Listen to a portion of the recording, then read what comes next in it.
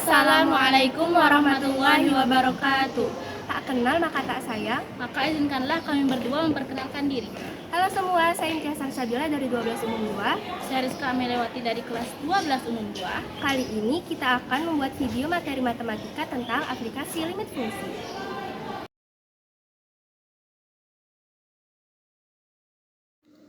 Apa itu limit dalam matematika? Limit adalah konsep dalam matematika yang menggambarkan apa yang terjadi pada suatu fungsi ketika variabelnya mendekati suatu nilai tertentu. Konsep limit tidak hanya berguna dalam matematika, tetapi juga dalam kehidupan sehari-hari. Limit digunakan dalam berbagai konteks untuk menggambarkan situasi di mana ada batasan yang harus dihormati. Berikut adalah beberapa contoh penggunaan limit dalam kehidupan sehari-hari.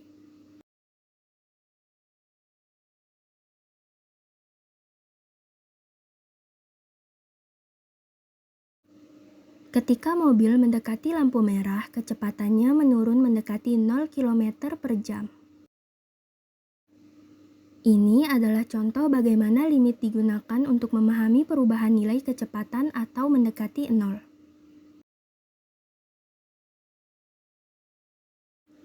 Setiap hari, tubuh kita memiliki kebutuhan nutrisi yang perlu kita penuhi untuk tetap sehat. Tetapi juga ada batas maksimal untuk asupan kalori, lemak, dan gula. Setiap makanan memiliki jumlah kalori yang berbeda. Sebuah salad mungkin hanya mengandung 150 kalori, tetapi satu potong pizza bisa mencapai 400 kalori.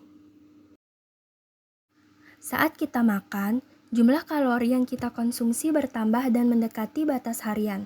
Disinilah konsep limit membantu kita memahami kapan kita sudah dekat dengan batas maksimum kalori yang direkomendasikan. Limit memiliki berbagai aplikasi yang luas dalam ilmu pengetahuan. Salah satu aplikasi utama limit adalah dalam perhitungan dan pemodelan. Misalnya dalam fisika, limit digunakan untuk mendekati nilai tertentu dalam perhitungan yang melibatkan perubahan kontinu, seperti pergerakan benda yang bergerak dengan kecepatan variabel.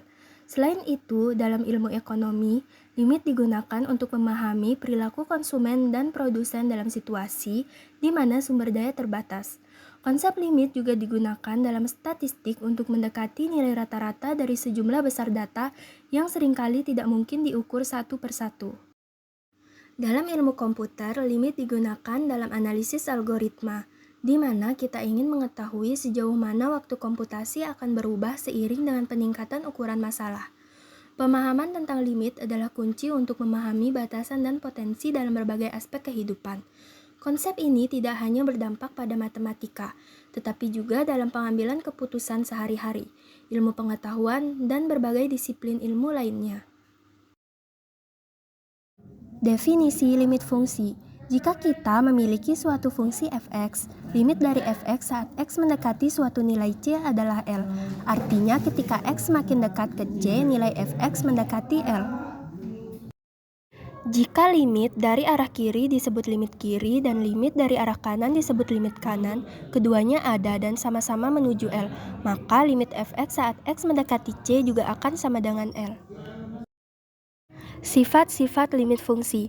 Misalkan f(x) dan gx adalah dua fungsi yang memiliki limit di x sama dengan c, maka beberapa sifat penting dari limit adalah 1. Limit dari konstanta.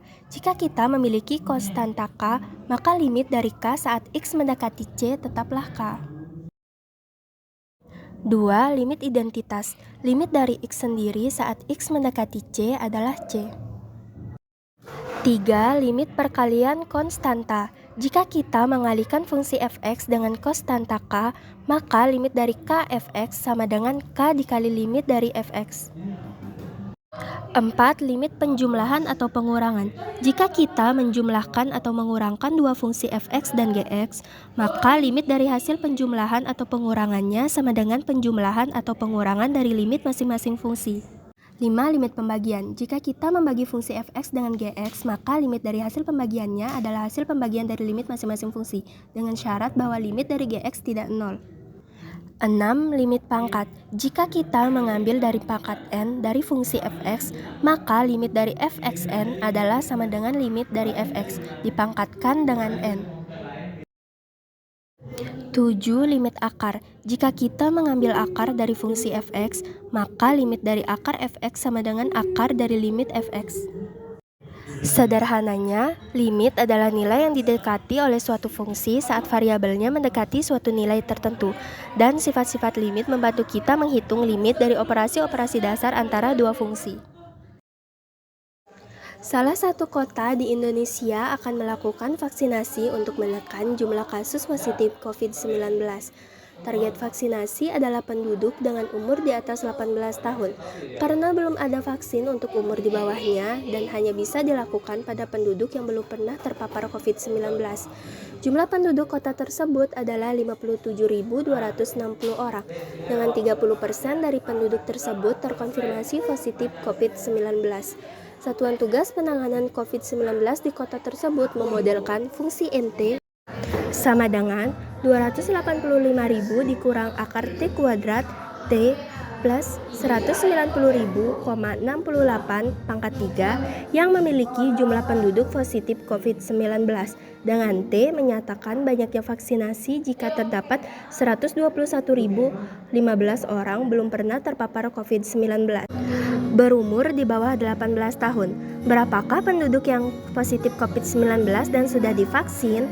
Tentukan total kasus positif COVID-19 di kota tersebut.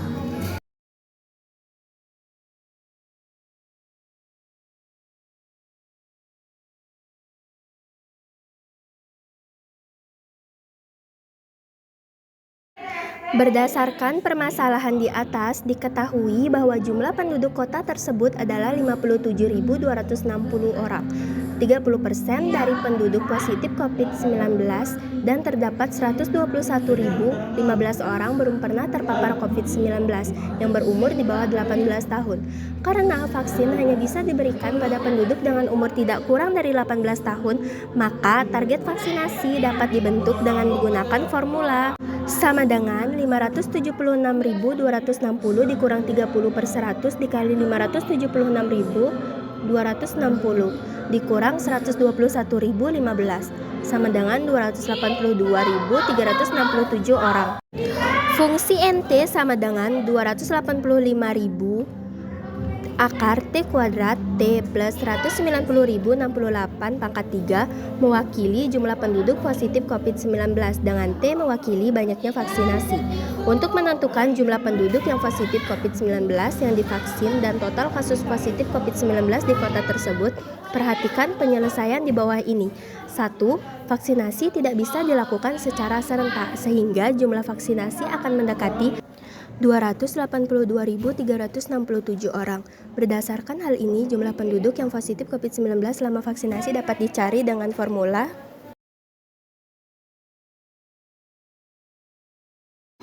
kita memiliki sebuah rumus untuk menghitung jumlah kasus positif COVID-19 selama vaksinasi. Kita anggap hasil dari rumus ini adalah 2.622 orang. Ini berarti ada 2.622 orang yang positif COVID-19 selama proses vaksinasi berlangsung.